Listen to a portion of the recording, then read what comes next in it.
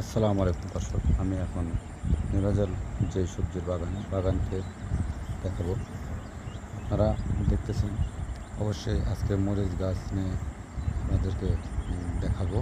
এই মরিচ গাছগুলো আমাদের খুব সুন্দর হয়েছে এবং মরিচ গাছ যেসব ফল এবং ফুল এসেছে খুব সুন্দর হয়েছে। আসলে বাতাসে নেতিয়ে পড়ছিল, গাছগুলো সুন্দর করে খুঁটি দিতে হবে এবং বেঁধে দিতে হবে। তো দর্শক, আমাদের ঝালগুলো জুম করে দেখাচ্ছে, দেখেন, এই যে দেখেন, আসলে খুব সুন্দর হয়েছে ঝাল। মার্শাল্লাহ, আল্লাহর রহমতে খুব সুন্দর হয়েছে। তো এই ঝালগুলো গাছে এসেছে।